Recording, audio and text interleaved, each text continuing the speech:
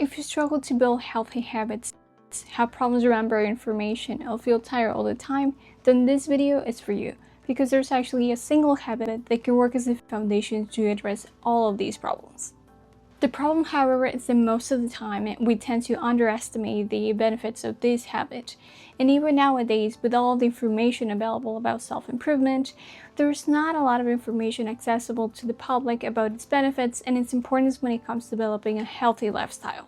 If you're wondering about this mysterious habit, I'm talking about sleep, which, although is often seen as a passive state or a reward at the end of the day, it's actually an extremely active process of recovery, restoration, and preparation, helping us with emotional regulation, memory consolidation, and even lowering the risks of conditions such as Alzheimer's disease and cancer. And this is just to name a few of its benefits. That's why today we're going to discuss the importance of sleep, its benefits, the risks of sleep deficiency, and also how to find the most optimal sleep schedule for you. And yes, you heard me right, because according to your genetics, there may be an optimal sleep schedule that you're unaware of. Because going to sleep at 10 and then waking up at 6 a.m. is not the best for everyone. First, we need to understand some of the basic elements of sleep. So depending on how many hours you sleep at night, you're going to complete a different number of cycles. Each sleep cycle is approximately 90 minutes, and it's composed of two stages, the non-REM stage and the REM stage. One of sleep's most immediate function is reducing our feeling of tiredness. It occurs by lowering the concentration of a molecule called adenosine. Throughout the day, as the brain consumes energy, the concentration of the molecule increases. The more adenosine that we have, the greater our sleep pressure. That's the biological drive that makes us feel tired and ready for sleep at night. But this is not the whole story, because this process works alongside our circadian rhythm, also referred as our internal clock, a part regulated by hormones such as melatonin. These two factors are the ones that determine when we feel ready to fall asleep, the accumulation of adenosine as well as our circadian rhythm. Now, going back to adenosine, the concentrations of this molecule naturally declined during sleep. However, if we don't get enough sleep, the concentrations are going to remain high, making our sleep pressure greater than it should be and explaining why we feel tired from the moment that the day begins. And what's interesting is that if this pattern continues, the effects accumulate. The accumulation of adenosine becomes higher and higher, and we're going to feel more fatigue and tiredness day after day, so we get enough restorative sleep. Another way that sleep prepares us for the next day is by restoring the brain circuits that are associated with emotional regulation as well as self-control, functions that are essential for building healthy habits and resisting temptations. After a full night of sleep, the prefrontal cortex associated with making decisions, planning, as well as self-control maintains a strong connection with the amygdala, a region that detects emotionally significant events and generates rapid emotional reactions. This connection allows our prefrontal cortex to regulate our emotional responses, preventing us from reacting impulsively. After insufficient sleep, however, this connection is weakened. As the prefrontal cortex loses some of its regulatory influence, the amygdala becomes more reactive, leading to stronger emotional responses to both negative and positive experiences. In addition, sleep deprivation can also influence our reward system, specifically a region called the striatum. Studies have shown that this region becomes more responsive to rewarding stimuli, making us more likely to seek experiences associated with pleasure. These changes explain why after having a poor night of sleep, it's more difficult to resist temptations, we're more likely to procrastinate and react impulsively. Sleep also helps us with memory consolidation. When we're awake, we store declarative memories. These are textbook-like information in the hippocampus. At night, while we sleep, all of this information, specifically during the non-REM stage, gets transferred to the neocortex for long-term storage, simultaneously freeing up the space in the hippocampus so that it can store new memories the next day, with the assistance of non-REM and REM stages.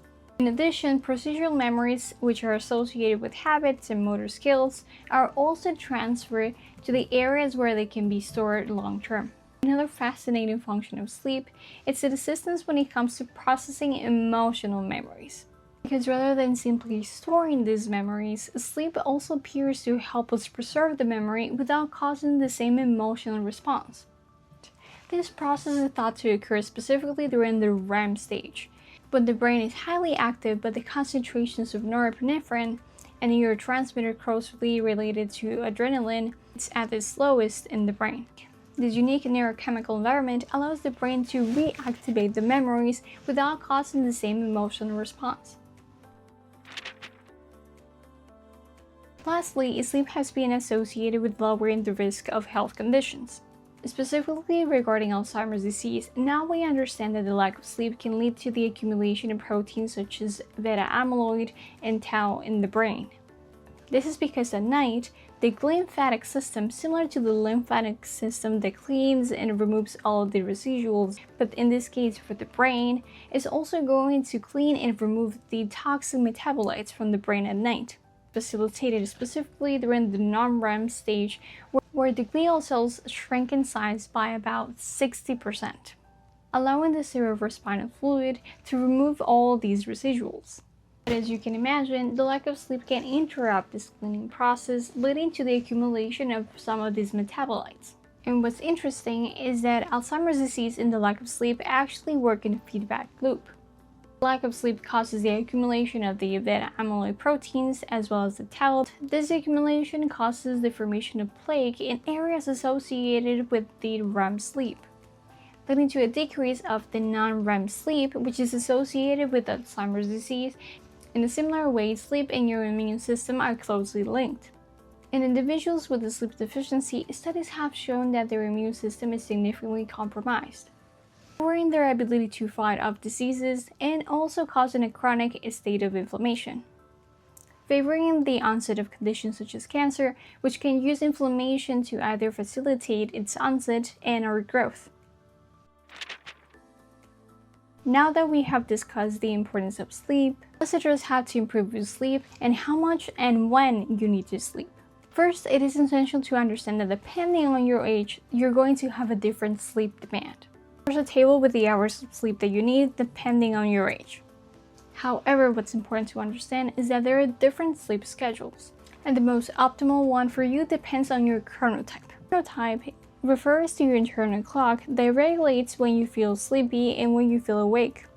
There are 3 common types of chronotypes. However, scientists do suggest that it's more of a continuum rather than 3 different categories. However, I think that it's useful to use it just as a starting point to see the major differences. 20% of the population are part of the morning type, 20% are the evening type, and the remaining 60% are the intermediate type. You might commonly know the first one and second one as morning larks and night owls respectively. So if you're morning type, your peak hours of cognitive performance are going to be earlier in the morning. If you're an evening type, these are going to be later in the afternoon. If you're an intermediate person, these are going to occur in a place in between the last 2. Peak hours are specifically beneficial when trying to do activities that are associated with inhibition, attention, memory, and analytical processing. And when you match these activities with your most optimal time, this is known as the synchrony effect. And as you can imagine, having this information can be useful when organizing our activities. Leave the most cognitively demanding activities during those peak hours. And I'm also going to include a questionnaire in the description so that you can have some assistance when it comes to determining your chronotype. And when doing this, it's also important to consider the phenomenon known as the second wind. This refers to the phenomenon in which even after your most ideal bedtime, you might feel a sudden feeling of wakefulness. It occurs because the circadian rhythm, as opposed to the accumulation of adenosine, does not increase or decrease in a linear way. Instead, it behaves like waves. So there's a specific time that is your most ideal bedtime, at which the circadian rhythm is at its lowest and the adenosine accumulation is at its highest. At this point, we have the greatest distance between these 2 mechanisms. This is going to be our ideal bedtime. However, Because the circadian rhythm behaves like a wave, if you wait longer than this time, the circadian rhythm is going to increase as well, lowering the distance of these two mechanisms and making you feel that sudden feeling of energy. The problem with this is that people might mistake this moment as the indication that they were not tired enough or not ready to fall asleep yet. If you have been awake for about 24 hours straight, you might have experienced something similar. You feel really tired around 11 p.m. or maybe up to 5 a.m. But then around 8 a.m. or 10 a.m. you have more energy and you feel awake even though you have been awake for longer. This is because of your circadian rhythm. And I hope this video was helpful and had information to help you understand yourselves more and develop a healthier lifestyle.